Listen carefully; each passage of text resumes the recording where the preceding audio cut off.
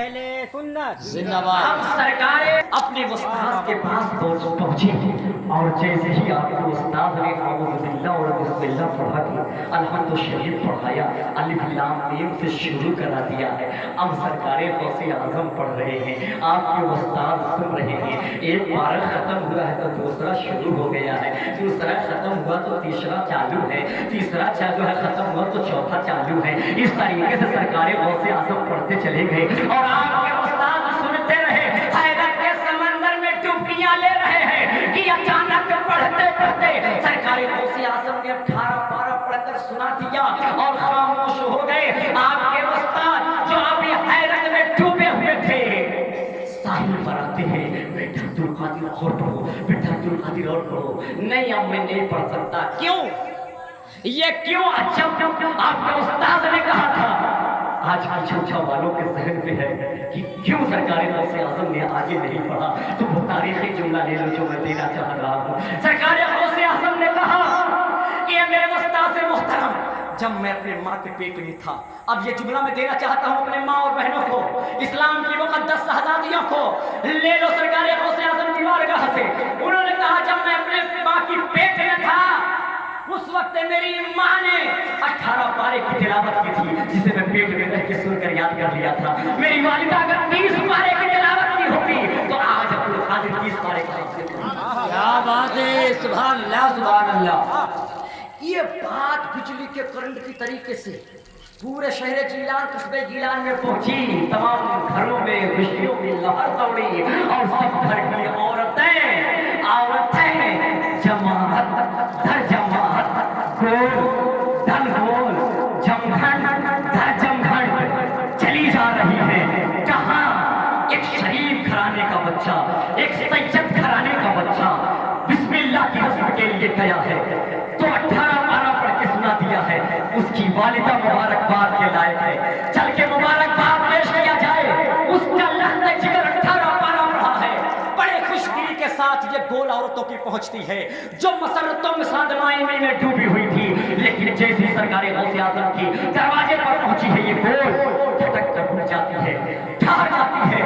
جانتے ہو کیوں؟ یہ سوال جو آپ کے ذہن پر کیوں ہے؟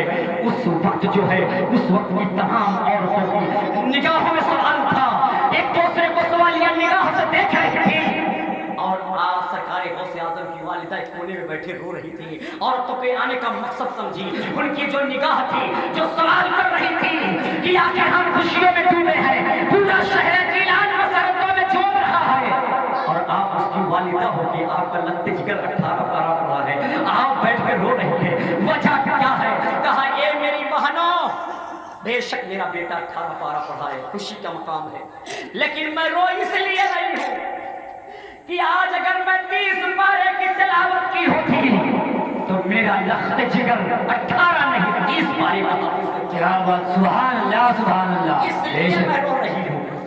اب آپ یہاں پر غور کریے، میں چند باتیں اس واقعے سے دینا چاہتا ہوں۔ یہ حیات طیبہ سرکار غوث اعظم کی یہ سیرت مبارکہ سے کچھ چیزیں لے لو۔ ایک دم لاسٹ میں ہم چلتے ہیں۔ سرکار غوث اعظم نے اپنے استاد سے کہا، وہ جملہ اپنے استاد سے کہا، نہیں میں نہیں پڑھ سکتا۔ کیوں؟ اس لیے کہ میں جب اپنے ماں کے پیٹ میں تھا تو میری والدہ نے اس 18 پارے کی تلاوت کی تھی، تو میں 18 پارہ سنا اور یاد کر لیا، سنا اور یاد کر لیا، سنا اور یاد کر لیا، غور کر کے سنا اور یاد کر لیا۔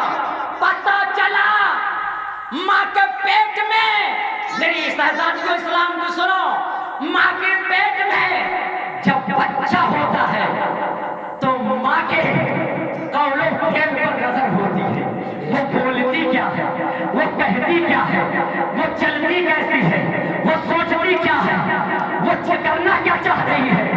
بچہ اسے قبول کرتا ہے اپنے ماں کے پیٹ میں رہ کے۔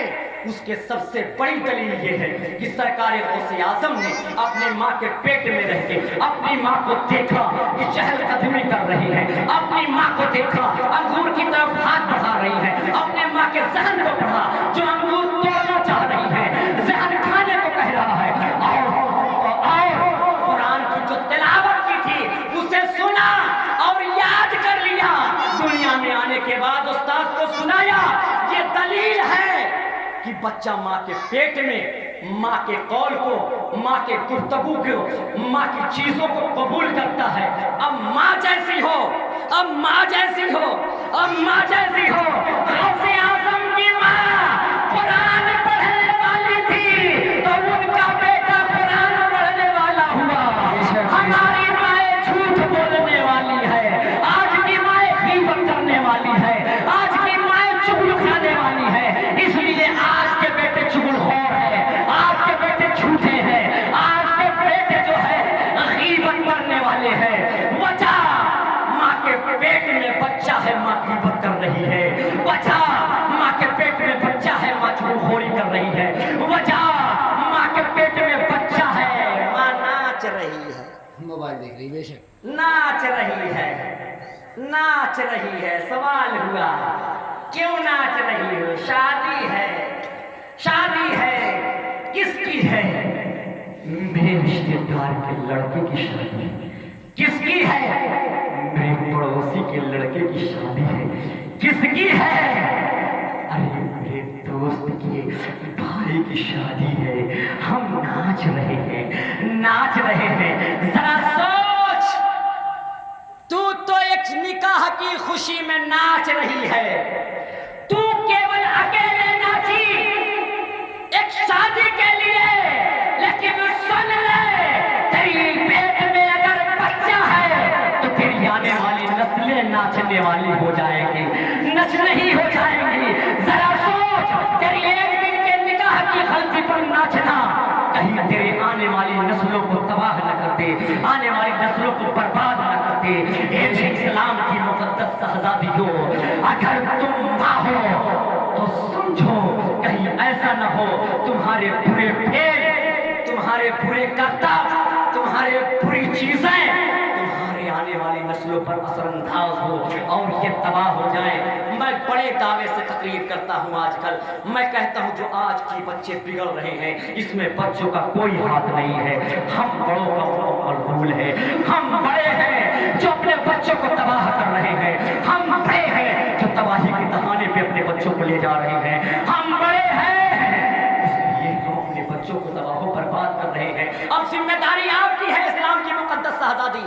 میں مان رہا ہوں شادی خوشی کی بات ہے، نکاح ہے، تو کیا اس نکاح کے موقع پر تو ایسا کر کے اپنی آنے والی نسلوں کو تباہ کر کے نچنیاں بنا دے گی، جھوٹا بنا دے گی، گالی دینے والا بنا دے گی، مکاری کرنے والا بنا دے گی، اچاری کرنے والا بنا دے گی، آنے والی نسلوں کو تباہ کر دے گی؟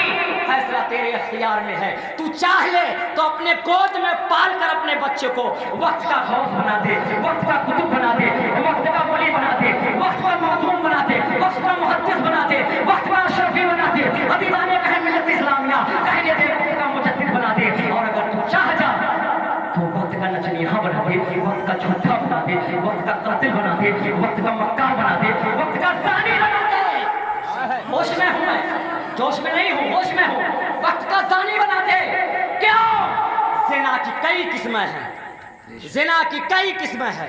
ماں کے پیٹ میں جب بچہ ہے تو جب قرآن قبول کر لے گا تو تمہارا جھوٹ نہیں قبول کرے گا، تمہاری نگاہ ادھر ادھر جائے گا نہیں قبول کرے گا۔ تم اپنے جسم کی نمائش کرو گے، یہ بھی ایک زنا ہے قسم کا، بچے پر اثر نہیں جائے گا۔ پتہ چلا قوم میں بچہ زانی ہو رہا ہے، ہم بڑوں کی غلطی، قوم میں بچہ جھوٹا ہو رہا ہے، بڑوں کی غلطی، قوم میں بچہ گالی دے رہا ہے، بڑوں کی غلطی ہے، ہم سدھر جائیں۔ قسم خدا کی یہ شادی مت دے ورنہ تیری تو نسل تباہ ہو جائے گی، پکا تیری تو تباہ ہوگی، اس میں کوئی وہ نہیں ہے، ہر سکے کا دو رخ ہے۔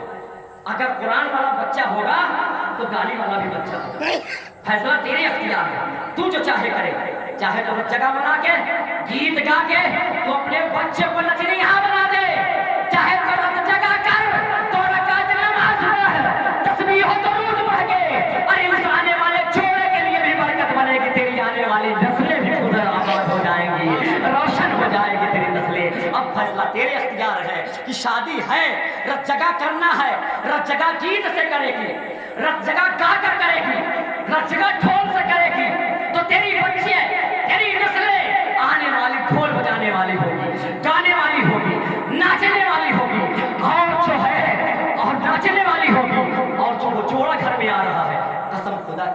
قرآن تو کہہ رہا ہن لباسن لکم وانتا لباسن لہن، مرد عورت کے لیے لباس ہے، عورت مرد کے لیے لباس ہے، اور عورت مرد کے سکون کے لیے پیدا کیا گیا ہے، مرد عورت کے سکون کے لیے پیدا کی گئی ہے. یہ قرآن کہہ رہا ہے، میں نہیں کہہ رہا ہوں، لیکن اس کا الٹا ہو رہا ہے. آخر کیا؟ یہی جو رب جگہ کی رات میں ہماری مائیں، جوان بچیاں، جوان بچے ناچتے ہیں، تھرکتے ہیں، تو اس کا اثر اتنا زبردست اس نگاہ پر آتا ہے. وجہ یہ ہوتی ہے کہ جس چیز سے گناہ ہوتا ہے، جس چیز سے نیکی ہوتی ہے، اس کا ثواب برابر ملتا ہے. قرآن ہم نے پڑھا یہ نیت سے ہمارا باپ مر گیا ہے، اسے پہنچ جائے، اسے پہنچ جائے تو پہنچ جائے گا. چونکہ ہم نے قرآن پڑھا ہے، اسے پہنچانے کے لیے قرآن پڑھا ہے، نیت ہے کہ پہنچ جائے گا. کس کے لیے؟ باپ کے مرنے کی وجہ سے ہم نکاح کے لیے ناچے ہیں. ناچنا گناہ ہے، ناچنا حرام ہے، ناچنا غلط ہے، ناچنا بغیرتی ہے، ناچنا منع ہے، شریعت نے حرام کرا دیا ہے. اگر ہم ایسا کرتے ہیں، اگر ہم ایسا کرتے ہیں تو یہ پاپ ہے. ہم تو گنہگار ہیں، ہم تو پاپی ہیں، ہم تو گنہگار ہیں، ہم گنہگار ہیں. لیکن یہ گناہ کی نحوست اس نکاح پر پڑے گی، اس جوڑے پر پڑے گی. وہ جوڑا تباہ ہو جائے گا، برباد ہو جائے گا. اب ذمہ داری تمہاری ہے میری ماں اور بہنوں. تم چاہو تو اس جوڑے کو خوشحال کر دو، عبادت کر کے، تسبیح پڑھ کے، کلمہ پڑھ کے، رات رات بھر رب کی بارگاہ میں سجدہ کر کے. اور تم چاہو تو اس جوڑے کو تباہ کر، ناچ کے، گا کے، ڈھول بجا کے، جھوٹ بول کر، غیبت کر کے، چغلی کر کے. یہی ہوتا ہے. یہ بات اللہم صلی اللہ اللهم صل على سيدنا مولانا محمد وعلى وسلم صلوات والسلام عليك يا رسول الله صلی اللہ تعالی علیہ وسلم. ابھی شاید کوئی کہتے بڑی دھلڑے سے نہیں نہیں نہیں ہمارے پیٹوں میں تو نہیں ہے، ہمارے پیٹوں میں نہیں، ہماری گودیاں. مولانا پھنس گئے. میرا بیٹا پیٹ میں اب نہیں ہے، میری گود میں ہے. سرکار بختیار کعبہ کی بارگاہ میں چل بارہا علماء سے سنے، واقعہ نہیں سنانا چاہتا ہوں. یہ بھی بسم اللہ کی رسم کے لیے گئے تو 14 سال پر سنا. جب استاد نے ان سے سنا، پوچھا کہ بیٹا بختیار کعبہ رحمۃ اللہ تعالی نے تو کیسے یاد کر لیا ہے؟ یہ خطب بختیار تو کیسے یاد کیا ہے رحمۃ اللہ علیہ؟ یہ مرید و خلیفہ ہے خواجہ غریب نواز کے، ایسی ویسی ذات نہیں ہے. ان سے استاد نے کہا 14 پارہ کہاں سے پڑھا؟ میری ماں جب مجھے دودھ پلاتی تھی، میں اس کے گود میں تھا تو وہ قرآن کی تلاوت کرتی تھی اور یہ 14 پارہ وہ پڑھا کرتی تھی، میں نے سنی ہے. بے شک بے شک، سبحان اللہ سبحان اللہ. ماں جتنی عظیم ہوتی ہے اس کی اولاد اتنی بلند ہوتی ہے.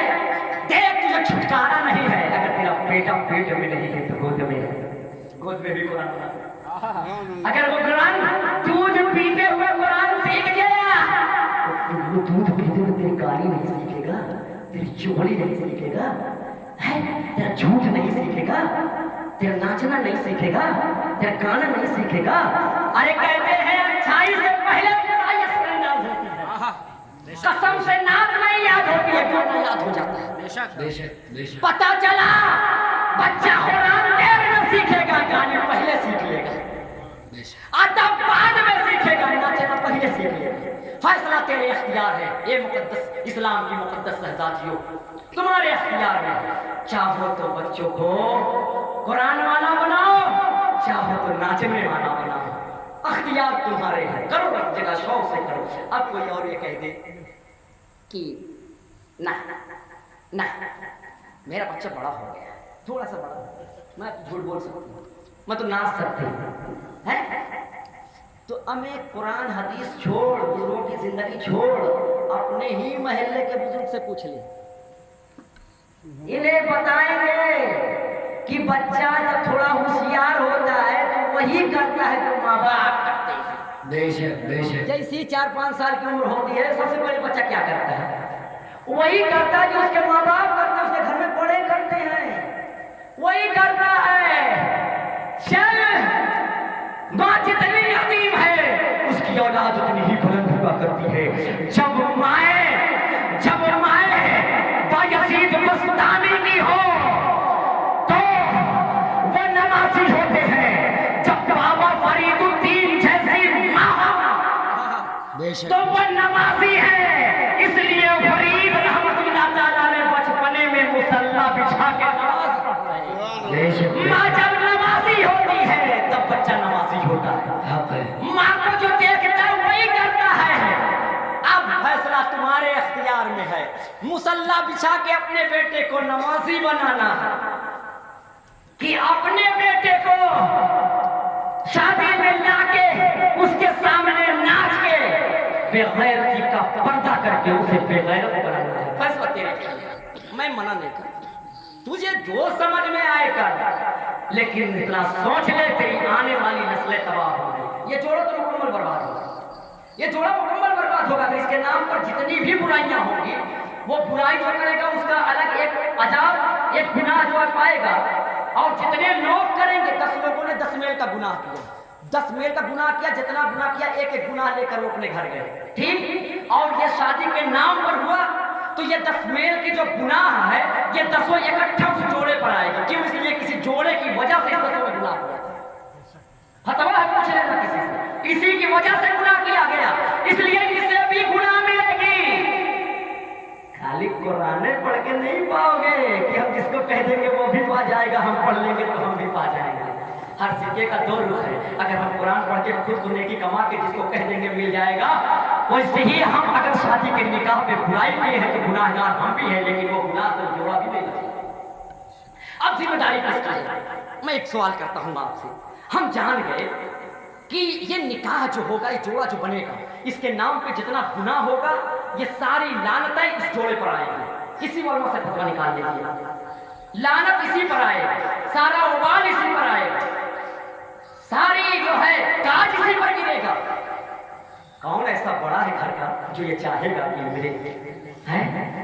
मेरे लफ्ज़ जिगर की जिंदगी बर्बाद हो, मेरी बेटी की जिंदगी बर्बाद हो, मेरे बेटे की जिंदगी तबाह हो? कौन ऐसा बड़ा चाहेगा? कौन घर का ऐसा बड़ा है जो नचवाएगा जोड़ा तबाह करने के लिए, गवाएगा जोड़े को तबाह करने के लिए, बर्बाद करने के लिए? पता चला बड़ा अगर मना नहीं कर रहा है वो भी गुनहगार है, वो भी गुनहगार है। ये मैं अपने घर से नहीं कह रहा हूं, वो भी गुनहगार है। शरीयत की बातें मैं कर रहा हूं, वो भी गुनहगार है। तो लिल्लाह अपने मकाम को पहचानो। माँ जितनी अजीम होती है उसकी औलाद उतनी ही बुलंद हुआ करती है, उतनी ही अजीम हुआ करती है। फैसला तुम्हारे इख्तियार में है। तुम चाहो तो रद्दा करो, मैं रद्दा के से मना नहीं, तो मैंने आज तक किसी को रद्दा से मना नहीं, बस मैंने कहा नवैयत बदल दो। तुम नाच रहे हो तो दुरूद पढ़ना शुरू करो।